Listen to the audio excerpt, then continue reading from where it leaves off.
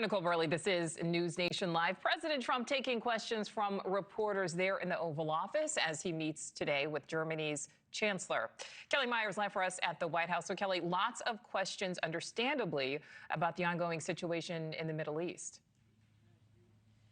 Yeah, and this was really the first time we've seen the president taking questions from the press on this. You know, he made this announcement about the operation in the early hours on Saturday on Truth Social. He announced the Supreme Leader was killed on Truth Social on Saturday. He's been taking calls from some reporters, including myself with NewsNation just last night, but he hasn't taken questions from the press on camera in a setting like that. So, of course, the first questions out of that were on Iran. He did say off the beginning that operations were going, quote, very well. We have a great military and they're doing very well, he said.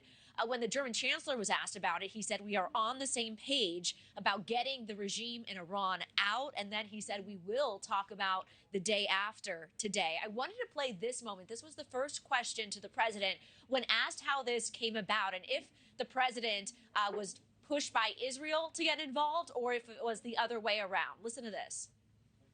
You see, we were having negotiations with these lunatics, and it was my opinion that they were going to attack first. They were going to attack. If we didn't do it, they were going to attack first. I felt strongly about that. And we have great negotiators, great people, people that do this very successfully and have done it all their lives very successful. And based on the way the negotiation was going, I think they were going to attack first.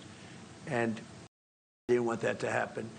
So if anything, I might have forced Israel's hand, but Israel was ready and we were ready, and we've had a very, very powerful impact because virtually everything they have has been knocked out now. Another moment in there was when someone asked about what the worst case scenario would be in Iran. He said, I guess the worst case is that someone takes over that is as bad as the previous. And that's what I've been hearing from some sources in the region, too, is that there's this concern that the next person that may take power will be just as bad, if not worse, than the previous regime. He also talked about the rising cost of oil and gas. The German Chancellor actually said that that is damaging our economies. He said that is why he hopes that this will come to an end as soon as possible. He said, we hope the Israeli and U.S. armies are doing the right thing to bring this to an end. So the German Chancellor saying there openly, he wants to see this end as soon as possible. President Trump then answered and said, you know, if we have high oil prices for a little while, as soon as this ends, they're going to go back down. He said even perhaps lower than before. So those are the main takeaways from this. The two will now go behind the scenes and talk about all of these topics, including Iran, as well as trade, economy, rising price of gas, and other things there today. They got questions on some of those as well, and we'll see what might come out of it. Nichole.